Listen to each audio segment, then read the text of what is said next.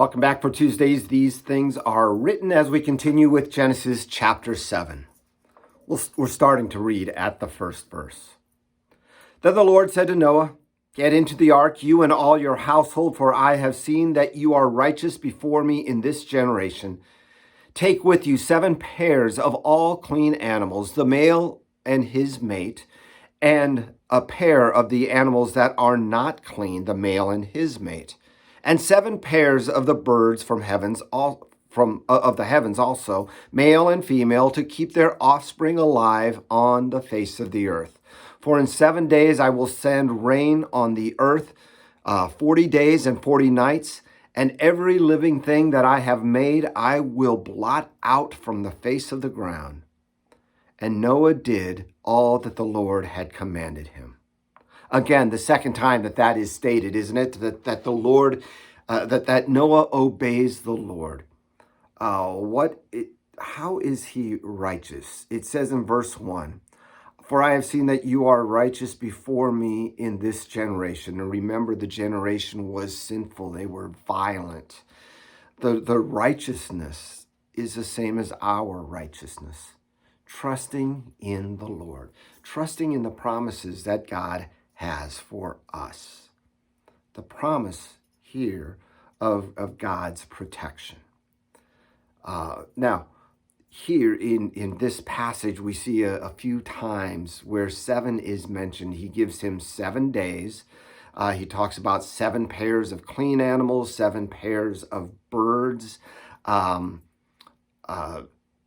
7 is a sign of completeness for God. And yes, he did bring 7 pairs of those other kinds of animals, of the clean animals, 7 pairs of each kind of birds. Why? Because the Lord commanded that. Why would God command that? Well, in part because of the clean animals. Those would be the ones that would be offered as a sacrifice at the end. Those would be the ones that then God might command Adam and Eve and his sons and daughter-in-laws to eat. So as we move on from there, we're going to start now. Oh, wait, there's a little bit more. That 40 days and 40 nights, again, 40 is one of those signs, one of those numbers that often focuses a time of waiting or a time of testing.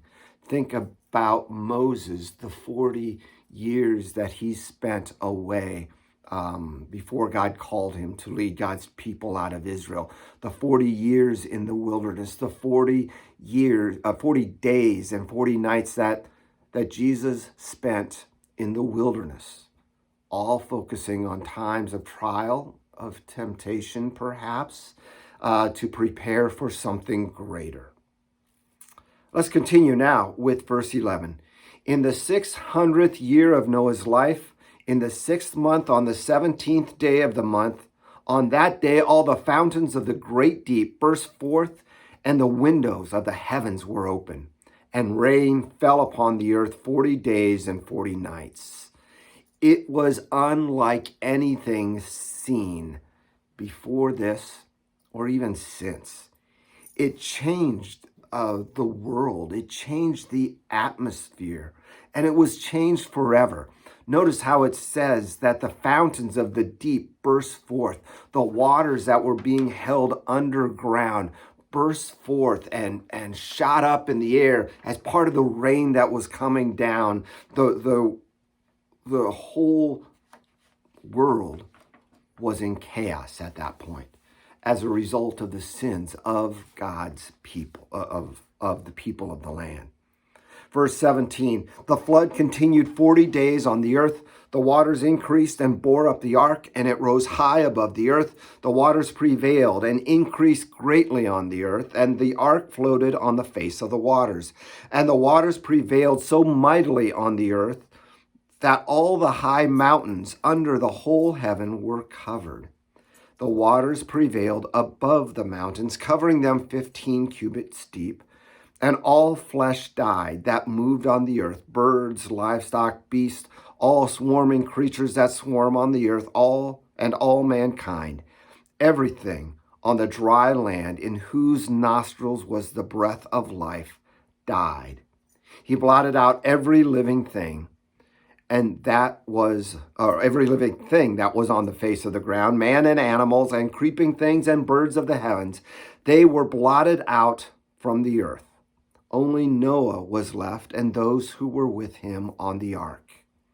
And the waters prevailed on the earth 150 days. You see, this wasn't just simply a regional flood, as some say may have happened. This was a worldwide flood, destroying the world, changing the world forever. It says that the highest mountain peaks were covered with water.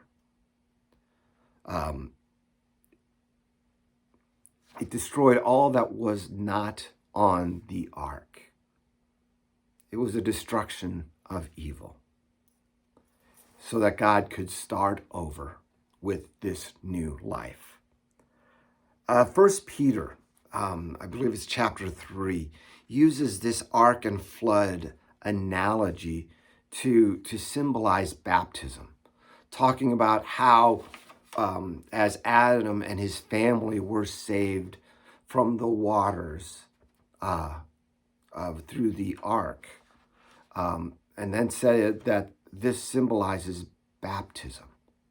And that's interesting because the waters of the flood brought death to the world, to all of those except for those on the ark. And yet, that in our baptism, I should say, and in our baptism, we are put to death. But yet, through this ark of baptism, we are saved from the waters, from death, and given new life. Again, Peter then says, and this baptism now saves you. Just as Noah and his wife and his sons and daughters-in-law were saved from the flood, saved from death, so are we, by the life-giving flood that God gives to us. God's blessings. We'll see you back again tomorrow as we look at chapter 8, which talks about them actually getting off the ark. They weren't on the ark 40 days or even 150 days, much longer than that, until they were able to get off. We'll talk more about that tomorrow. God bless.